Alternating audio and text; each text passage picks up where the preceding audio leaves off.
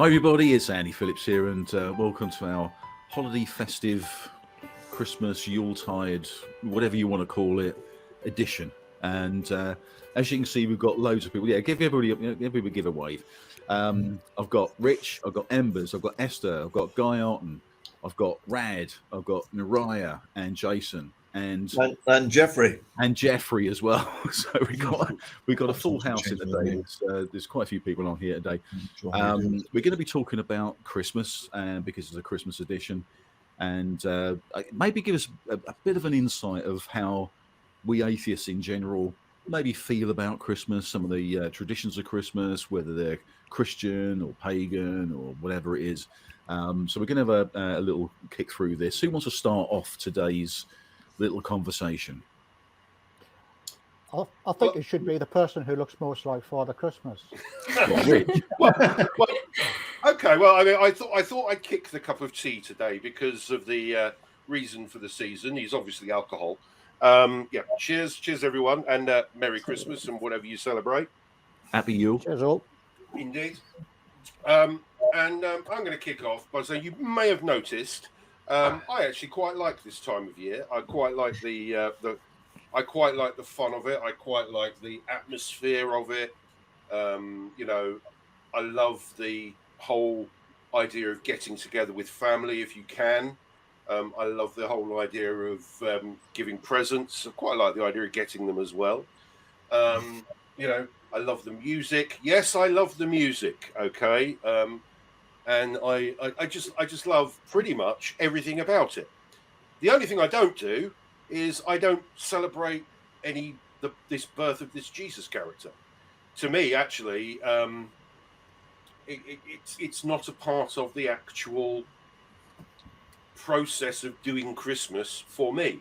I don't do the religious side of it. I don't go to church services. I don't do any of that. As far as I'm aware, actually, that takes away from much of the things that I think we celebrate at this time of year. So that's going to be my opening gambit for this particular discussion. Of course, I know that there are people out there that keep using the whole Jesus is the reason for the season sort of argument. But when you actually start digging, you'll find that Christmas itself is a mishmash of all sorts of traditions going way back into prehistory all the way up until modern times. In fact, many of our current traditions that we actually celebrate have their origins actually in Victorian times. So things like Christmas cards, the way we would actually treat a Christmas tree. The actual bringing in a Christmas tree, while it does have some origins in many earlier pagan traditions, the way we do it now is actually, again, a Victorian, a German invention. So I find all that fascinating, and especially as it's been pointed out by a few people, because of its pagan origins, there is a passage in the Bible that actually says, "Don't bring trees in." Jeremiah 10, verses 2 to 4, if anyone wants to look it up. But again, that's about some of the more pagan roots of some of our celebrations. And on that note, I'm going to hand over to someone else. Well, can I take over from there? Because please go. From my point of view, firstly, I agree with Rich. Any excuse for a party, as far as I'm concerned, is fine by me. And but beyond that, if we're building, as we are doing, an atheist and a non-religious culture, we should use whatever remnants of religion is around, which are reasonable to use. And I think Christmas is one of them. I mean, for instance, humanist celebrants conduct their humanist ceremonies in crematorium chapels. Well, that chapel is being repurposed for a human need. And I think that Christmas can be repurposed and recovered, if you like, for our normal human enjoyment and stripped of any, theistic stuff that is of no consequence. So that's the way I'd like to see it. What about you, Naraya? Because obviously you're atheist.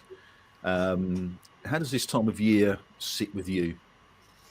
To be honest, I think I'm pretty much with Rich and Guy as well, because genuinely, for me, it's just all about, it's just pure comfort during the winter, especially living in the UK. TV changes, shops look gorgeous, the Christmas market. It's just that added feeling of comfort in winter. But I think there is a big correlation with winter as well. And as Rich was saying, just the evolution that this like Christmas has taken on throughout history and what it's become today. When my own family celebrates it, we do we put the tree up, we do Secret Santa. We just wait. We're all looking forward to the Christmas dinner. We're talking about it for weeks before.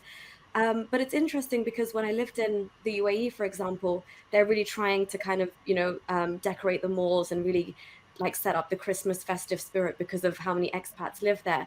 But there was always something off about trying to celebrate Christmas with like 40-degree heat outside. It just never quite felt right. So I think a lot of it here is just the way we do celebrate it, especially in the UK. And you go into Central to see the lights, and it's just the whole kind of morale, and everyone's just, it's all about family and giving.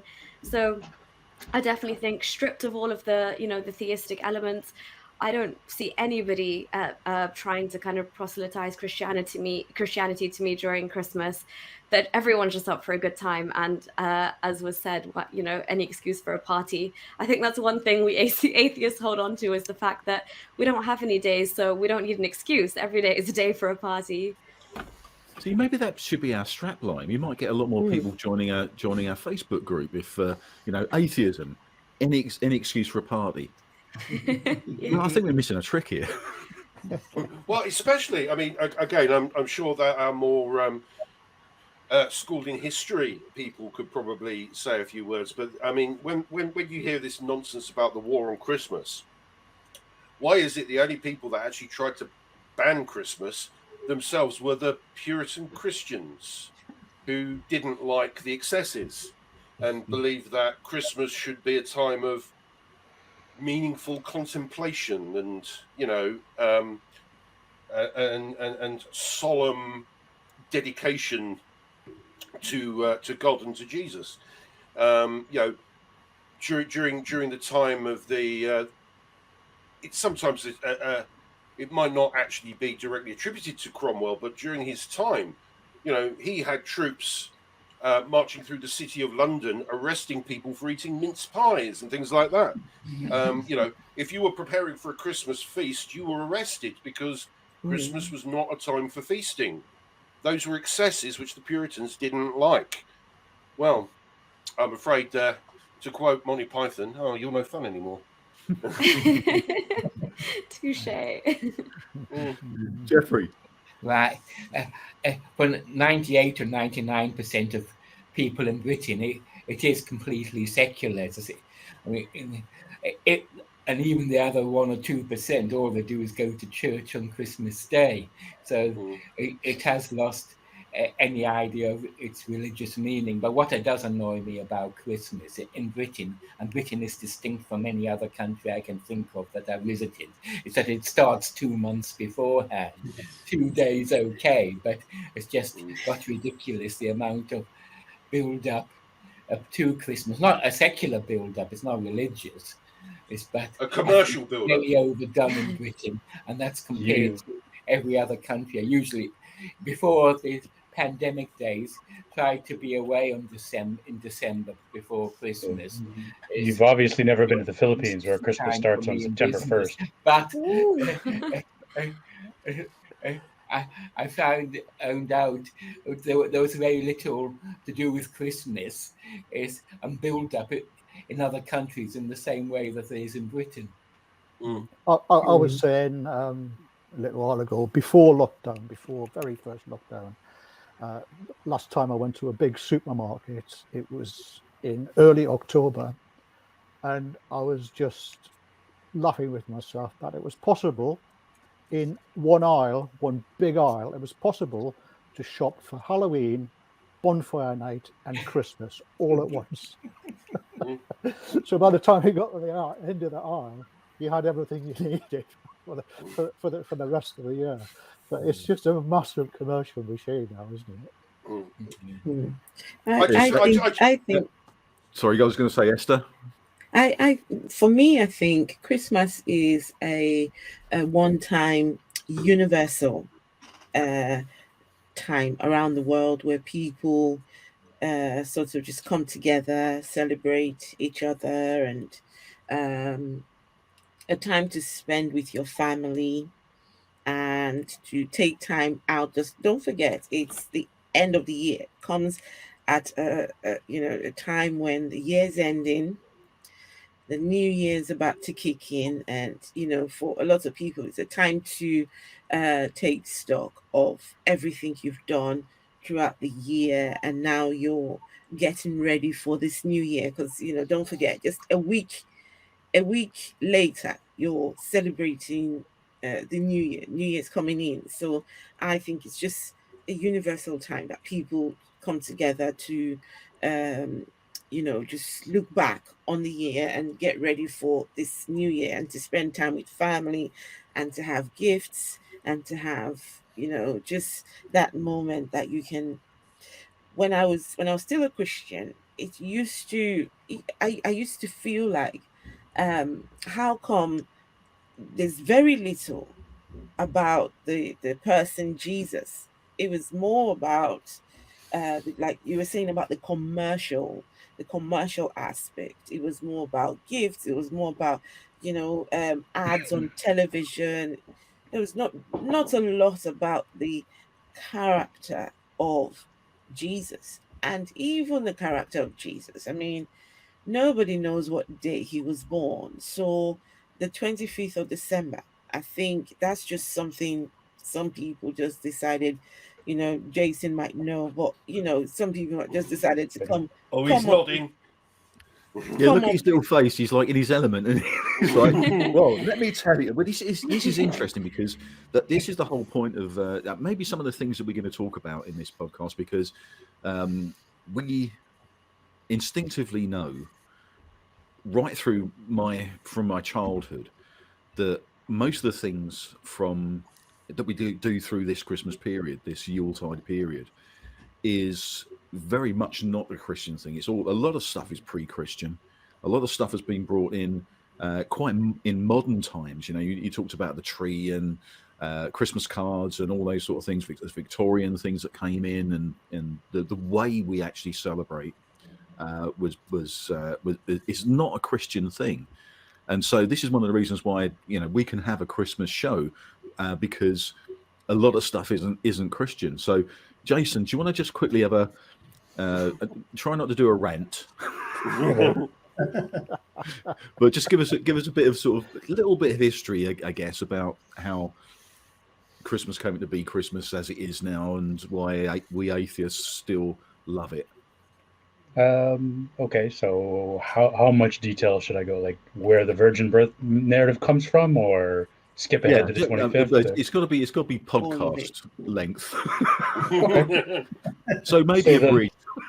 Okay, so the whole virgin birth thing is a mistranslation of the Greek Bible from the Library of Alexandria about a prophecy in around 732, when Isaiah, the Assyrians had made Judah a vassal state, had destroyed the northern kingdom of Israel and scattered the what's known as the 10 tribes, and the king of Judah was pro Assyrian, and so Isaiah had prophesied that basically the salvation of the Judah would be the birth of his son, who would set things right. And then, of course, the Greek Bible mistranslated that the birth of his son by a young woman would be from a young virgin. Matthew and Luke then pick that up, and it becomes sort of the basis of the virgin birth, even though it relates to somebody 800 years earlier than Jesus. The 25th comes from the feast of the feast of the Annunciation. So when Gabriel visited Mary and told her she was going to give birth, that was on March. The feast of the Annunciation is March 25th. So in 221, some Christian just added 9 months to that, and Christmas sort of becomes December 25th, and then Pope Julius, who was Pope in the mid 300s, sort of then makes it official. So when they're all also already a number of different celebrations. In other traditions that also took place on December 25th. Yes, like Saturnalia was December 17th. You look at the Mithras. I think Bacchus as well. There's quite a few. Because it's basically it's tied around the solstice, right? The shortest day of the year in the northern hemisphere, or like the longest. Nuria was saying about how 40-degree heat. Well, the Aussies celebrate Christmas by going and have a barbecue on the beach. So yeah. That sounds wonderful, actually. So basically, what Christmas is like a time of renewal. Like the days have gotten shorter, and now the days are going to start getting longer. So it's basically leading up to the spring festival of Easter, where he's crucified, and rebirth and resurrection. So there's a lot of mysticism around birth and death and rebirth between Christmas and spring, or between the winter solstice and the spring equinox. So, and they're intimately related in many pagan mythologies. Right. So. But I think the 25th is quite a good idea, because it's exactly 7 days before New Year, and I suspect that's why it's really become so popular, and one of the reasons it was chosen. Well, was it though? Back January then? 1st wasn't the New Year back then, not 1,500 years ago. So. No, I mean, well, today certainly, yeah. And you have that week. You have that strange week in between, don't you? Which where a lot of people aren't working. I mean, my previous profession we did, but even then it was always a weird week, because very little actually went on in that week. Yeah, between Boxing Day and New Year, it's a funny time. It's a strange time. Because it's obviously that as I grew up, and people know that I became an atheist sort of around about or stated I was an atheist around about sort of the age of 15. And during that time, I started reading a lot of stuff. I've been, just reading about the sort of stuff that was happening prior to Christianity. The festivals around this time, and it seems like an obvious time to have a festival. It's like midwinter festivals are very, very pagan. They're very, very, it's old religion. It's it's not something which has been brought in as a Christian festival. The Christian festivals, in fact, there's a lot of Christian festivals like Easter and things like that are brought in on top of these old pagan type festivals, and so it's like usurped by Christianity. Like they do a lot of stuff like that. But so the Christmas time is really based on that Yule period. And so what we've got is everybody can celebrate this, because it's a perfect time of year to actually get together with family, get together with friends. There's lots of stuff that, in fact, most of the things that we associate with Christmas, giving a presents, bringing in trees and all that sort of thing, or bringing in evergreens into the home is a pre-Christian thing. So a lot of the stuff that we actually celebrate, that we think about, is nothing to do with Christianity whatsoever. The only thing that you really get is it's meant to be Christ's birthday, which it isn't.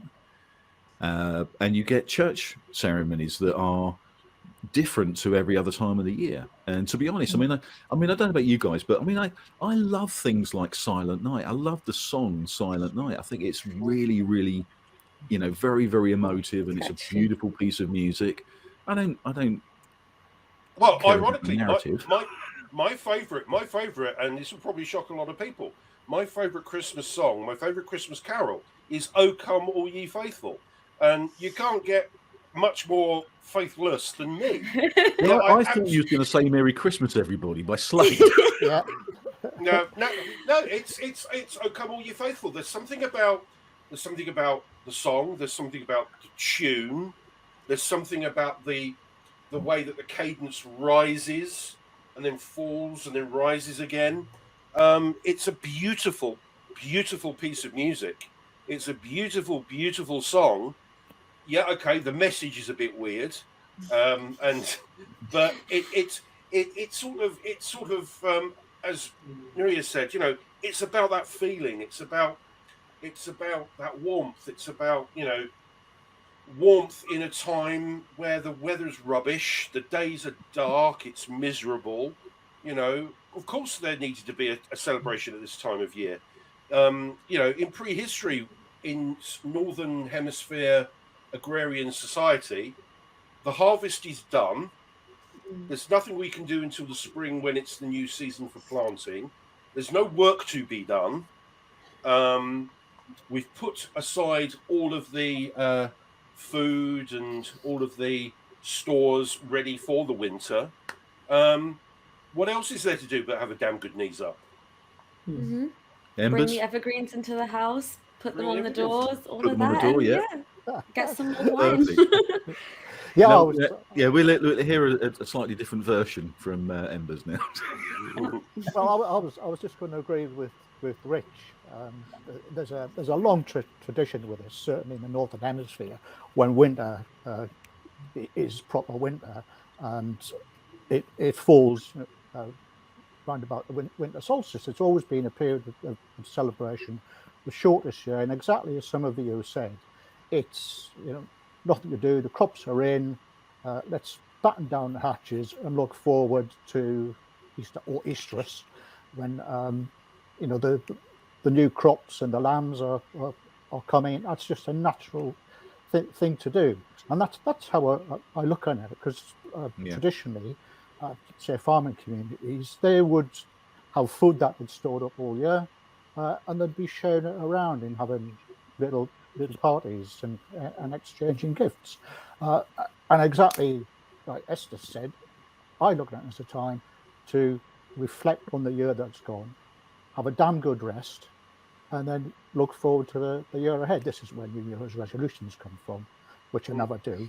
But good intent and all that. But I would agree with Rad. I propose that we link up Christmas or festive season, whatever you call it, and New Year, and we just have the whole week off. Yeah, let's cook and drink for the whole week, and then worry about what happens on January the 2nd. That's how I look at it. But what I don't do at Christmas, and I know you're going to call me a humbug, so I should have worn my black hat just like Jason, is I don't have anything to do with family or friends. I really just, I stock up. I'm not antisocial, but I just stock up. I'm also a really good cook. So that's what I do. Loads of stuff in, loads of fudge. Why doesn't that surprise me? And just relax for the whole week, and then worry about emerging sometime in January. For me, that's absolutely great. But no, I have the for a second, just before you come in, Rich and Ryan. Yeah, sorry, no, I didn't have my hand up. Don't worry. I was just listening to Embers. I think Jason was coming. Rad Jason was, and Guy as well. And that's Esther as well. Let Esther go. Okay, so there's some Christians who do not celebrate Christmas, and a lot of them do. And I'm sure I've heard some say that if Jesus wanted them to celebrate Christmas, he would have said so. He would have given the instructions to celebrate Christmas. Some instructions Jesus gave, he said, do this in remembrance of me. So that is the feasting of the wine and the bread. He specifically said, do this in remembrance of me. But he never said anything about celebrating his birthday. He never said anything about celebrating the day he was crucified.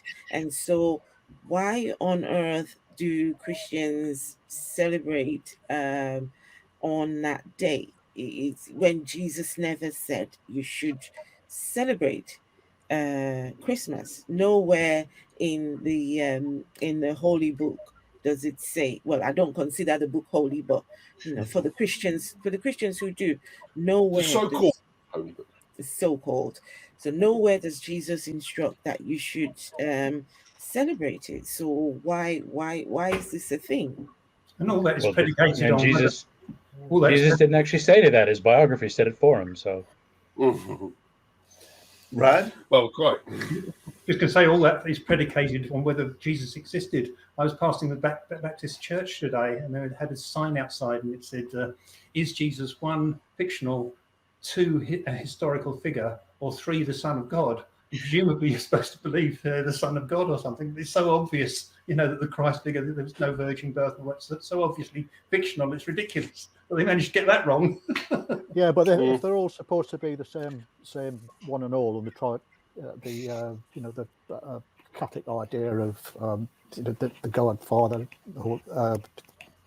Holy Ghost, etc., as one thing but separate, is not shown. Jesus is not showing a lot of omniscience about when his birthday was or when Easter. Well, what's going to happen in the future?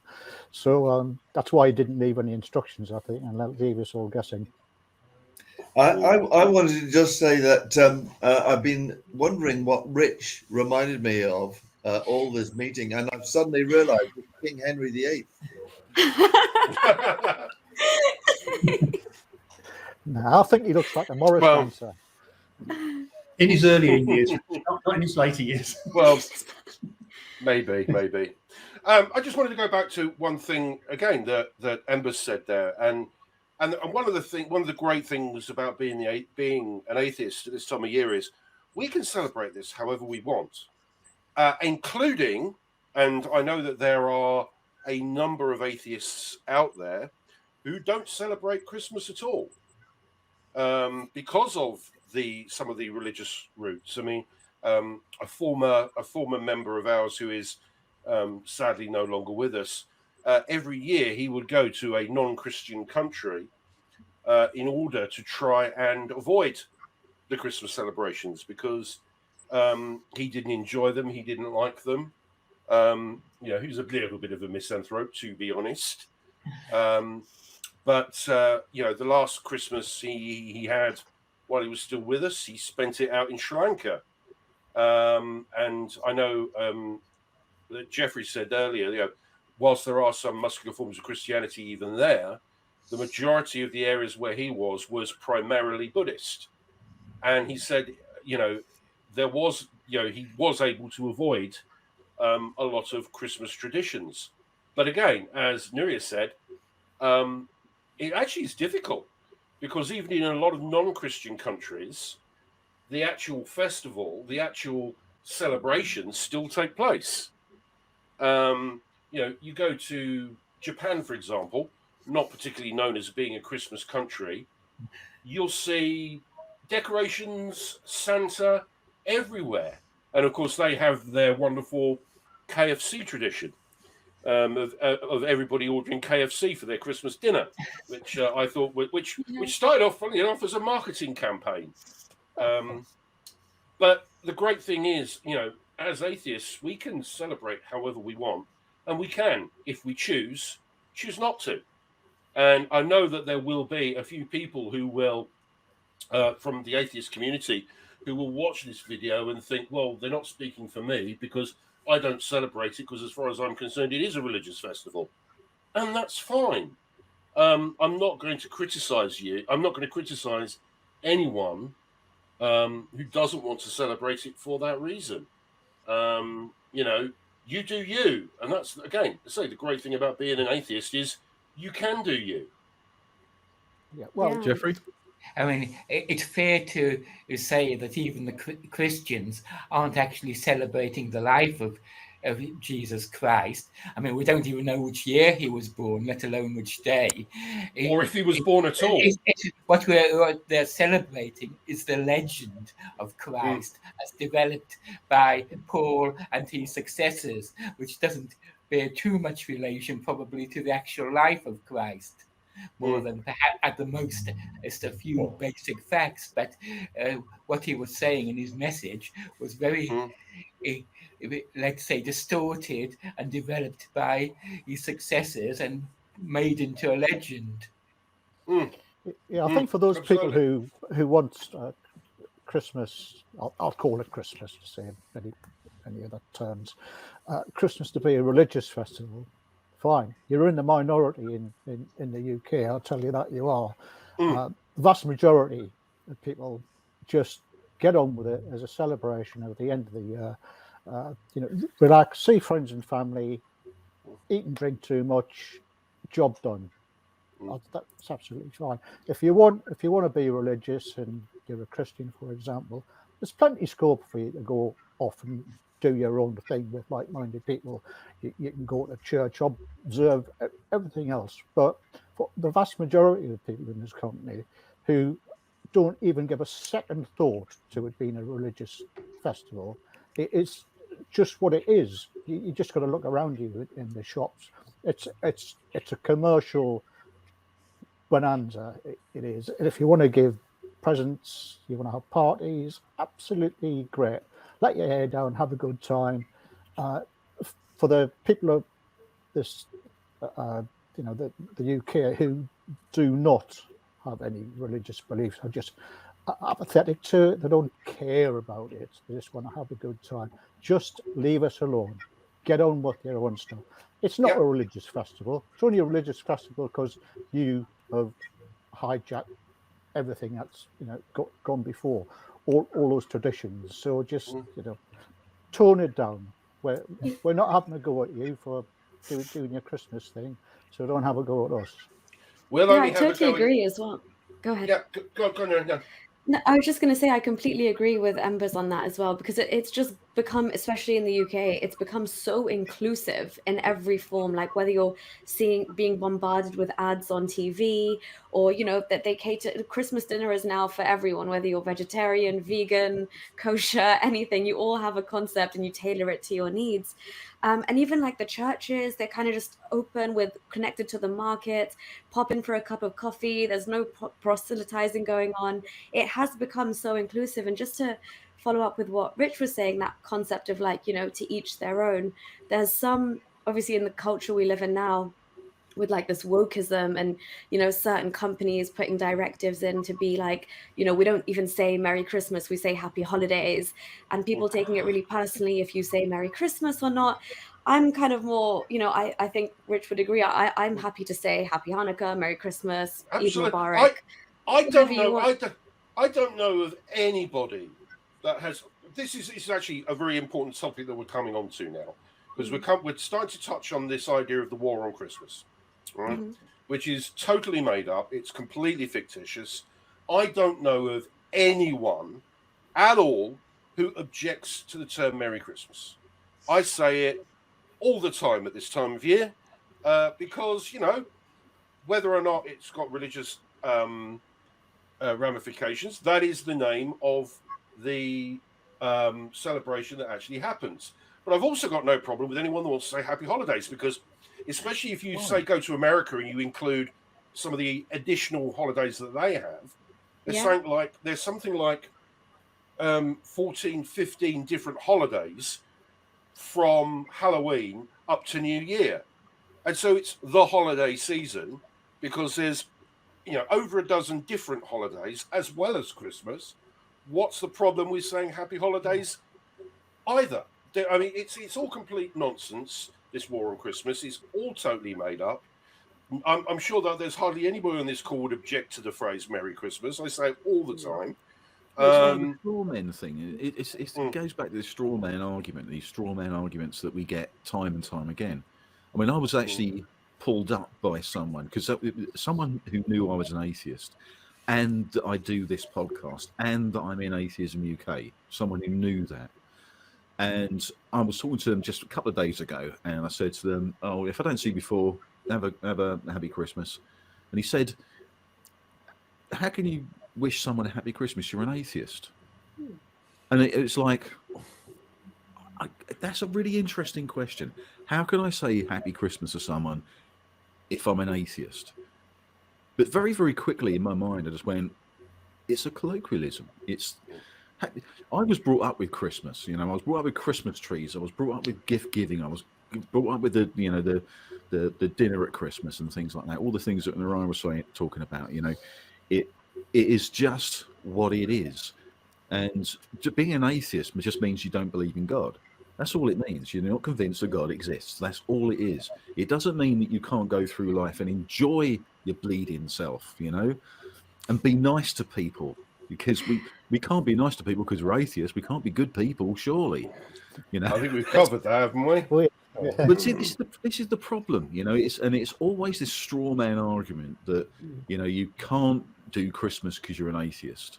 Well, has everybody got their babies ready to roast on Christmas night? One of the best things about Christmas, I think, is the globalization of the celebration. You know, we don't want Christians, and Christians themselves shouldn't want to dominate or own the celebrations at this time of year, because it goes on in all countries. We have to, I think, as well, be patient with the shops and things who start the businesses, the Christmas business early and that sort of thing.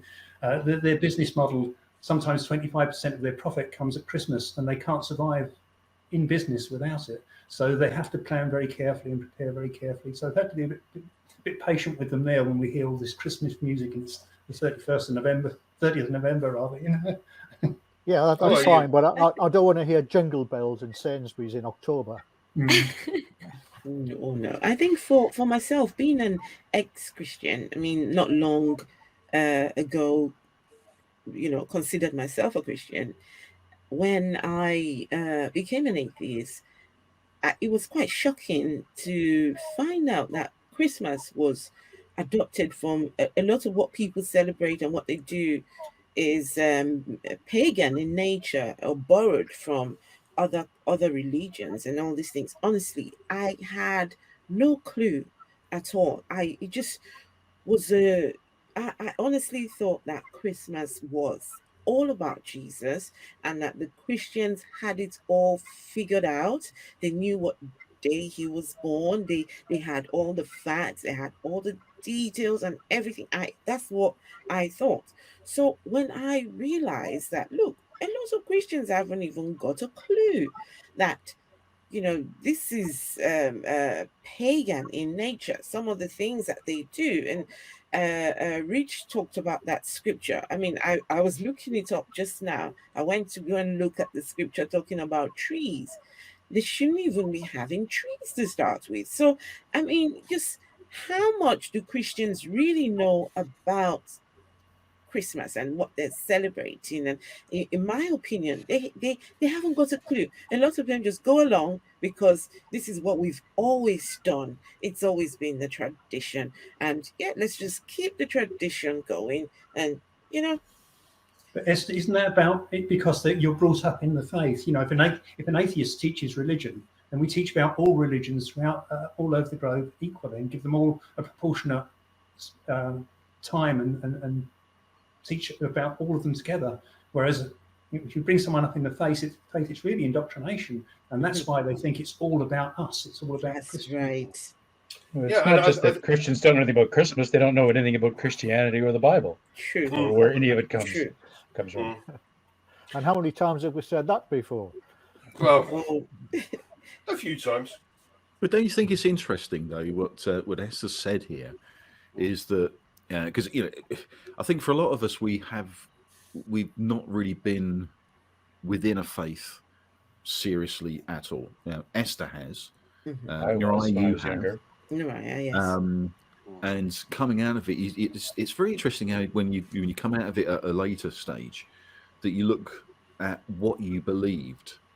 And Esther said something really interesting there, which was she thought that Christmas and all the things, all the all the Christmas wrappings around Christmas, all the things, all the etheria around it, was all to do with Christianity. The tree and the presents and the feasting and drinking and partying and getting to family together and all that sort of thing seems like a very, very Christian thing to do.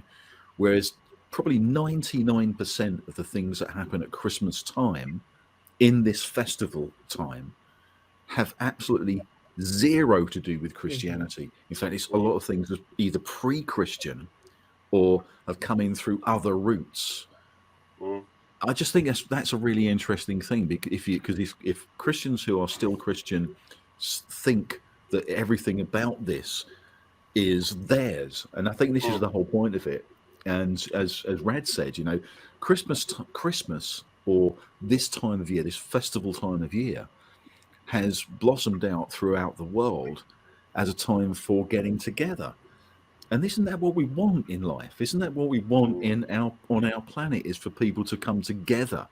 So isn't it time to make Christmas a secular time? Well, it pretty much already is. I know it is, but isn't it like to make a point that it's a secular festival that everybody can join in? You know, I mean, it's going to really piss the Christians off. I mean, it will. Well, they're a dying breed. Yeah. Well, I mean, in terms of wanting to piss the Christians off, I mean, there are a couple of other observations that I'd like to make briefly. You know, if Christmas was if the birth of Jesus was so important, why is it only mentioned in 2 of the Gospels and not mentioned in I think it's not mentioned in Mark or John, but it's mentioned or in Paul's letters, or in Paul's letters, or in Paul's letters. And the fact that, and this is a big eye opener for me. Actually, when people do nativity plays at school, it's an amalgam of the two stories that are vastly different and are so self-contradictory. And this is probably another great occasion to bring Jason in here, in terms of the self-contradictory nature of the 2 birth narratives in the Bible. You know, starting off with the very start, where Joseph and Mary in one book are living in Nazareth and have to travel to Bethlehem, which is where you get the whole census story. Yet in another one, they're already living in Bethlehem. And the only reason why they're in Bethlehem in the first place was because of this previous prophecy that the Messiah had to be born in Bethlehem. So big chunks of the story, you know, the 2 stories are actually very, very, very different. You know, the killing of the innocents, Massacre of the Innocents. Yeah, the Massacre of the Innocents, which in itself is actually based on an Old Testament story. Yeah. The Moses story in Pharaoh. Yeah. In one, so you've got them immediately fleeing to Egypt in one book, and in the other book, they're going straight to Jerusalem to present Jesus as part of Jewish tradition in the temple. Well, you can't have both. You can't have both. Well, if you remember, Rich, we did a podcast, which is the Bible just made up? Yeah. But what's interesting is, of course, that the Muslim tradition is that Jesus was born under a palm tree. Yet another story. So that's correct, isn't it, Naria? Oh, I actually didn't know about that, but I'm assuming yes. Yeah. No. If you there is a section in the Quran about Jesus' birth, and he's born under a palm tree. I can look it up if you like. Yeah, well, that's where the Islamic Christianity. And that, incidentally, is a Gnostic tradition. The Muslims got it from the Gnostics. Yeah, well, that makes sense, because Muhammad was around all of those Gnostic exactly. Christians and getting, he was just copy pasting all of these stories that you guys are talking about with a couple of more Zoroastrian and Jewish influences, and really getting them wrong. He's got basic biblical figures wrong in the Quran. It's not so much wrong; it's just different versions of mythology, basically. Yeah. But the other big thing about the Quran is, of course, it's central to the Quran that Jesus wasn't actually crucified at all, but somebody else was sort of substituted for him in the last minute. Yeah, and God replaced. And that's a docetic idea. Again, another Christian, inverted commas, heresy or alternative tradition, which was circulating around the Middle East for hundreds of years before Muhammad, drafted it in. Or I don't know if Muhammad did it, but somebody put it in the Quran. There was the same tradition in the Trojan War about the sacrifice. This is pre-Christian, in before the Greeks set out for Troy. They had a human sacrifice, and some said it wasn't the sacrifice of the women at all. Ah, right. Well, that's interesting. It's bonkers. Can I want to say something? Yes, I wanted to say something, but before I say something, I'm going to apologize in advance. Okay. I'm going to apologize because It's not what I'm about to say. Not very nice. When you think about, I would rather celebrate Christmas as a secular event. I would rather celebrate it as a time when, we all just come together and not, the whole Jesus. Because if we were to believe or think about the Jesus narrative, the Jesus story, and the birth of Jesus, this is one of the reasons why I deconverted from Christianity. The story of Christmas is when Jesus was born. But when you go back into that story, a young girl was violated by a ghost, right? Quotes and unquotes. The Jesus, God in flesh, because Christians want us to believe that there's God the Father, God the Son, and the God the Father sent his child, right, to earth. But when you think about, yes, when you think about the story, that young girl from I'm not sure, someone can help me. Jason, you might be able to help me here. She was between 12 and 13 years old. Well, there's different legends. We don't know. Okay, so I've got no clue. But she was young, and she was violated by this ghost. She's forced to carry a baby that she, how is this something that we should celebrate? So, because God did it. A lot of these things are pretty sick. Yes. When you look at a lot of stuff that is in the Bible, Quran, or any of the holy books, the Abrahamic holy books, there's a lot of things that are really, really dark. I mean, really sick and dark. And it seems like Christians just brush over it. They don't even think about the consequence of the story. Whether it's made up or whatever, it's just they don't even think about the consequence. What does it actually mean to be that? What does it actually mean to have, like a virgin birth? I mean, you just pulled up something which I haven't even thought about. That this young woman was violated by a spirit and made pregnant. I mean, that's pretty dark. That's parallels, sort of Edgar Allan Poe stuff, isn't it? There are parallels in other pagan mythologies, like Leda and the Swan, like Zeus is the swan. So there's plenty of that in Greek mythology, and incidentally, that's how Jesus becomes the Son of God, literally, because when Greeks hear Son of God, they interpret it through the lens of Greek mythology of Leda and the Swan and Zeus impregnating, creating demigods. They don't understand the context of that term in its Jewish origins, which is we're all sons of God. So the Greeks literally make him the Son of God, and then he ultimately becomes God over time. Like by the time John, the book of John is written about 70 years after he's dead. Yeah, man.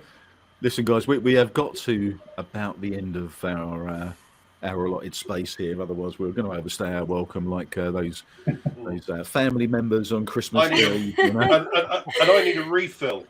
And I'm very nearly there. So, listen, guys, it's been fantastic having you all on. It's been brilliant.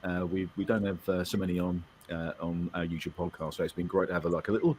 So it's been like a little Christmas party for us, hasn't it? It's been one of these. It has. A bit like Thank a Christmas you so party, much for the invite. This was really fun. And properly socially distance and complying with the regulations. Which is more than we can say for some people, anyway. Yeah, exactly. So, listen, Not going there. Thanks everybody for joining in today. It's been absolutely wonderful. If you've got any comments, put them in there. Don't forget to subscribe to the podcast. Because we need your support and we need your comments, and if you're a theist who've got a question, it's really important to put those questions in, as long as you don't troll us and as long as you're serious about getting some answers. All we've got to say is a big happy Christmas for everybody. So say happy Christmas, happy Christmas, everybody. Happy Christmas. Merry Christmas. And we'll see you next time. Ta-da. Bye. Well, thanks for joining us today, and don't forget to click that like button. Also, make a comment, and of course, subscribe to the channel. We'll see you next time.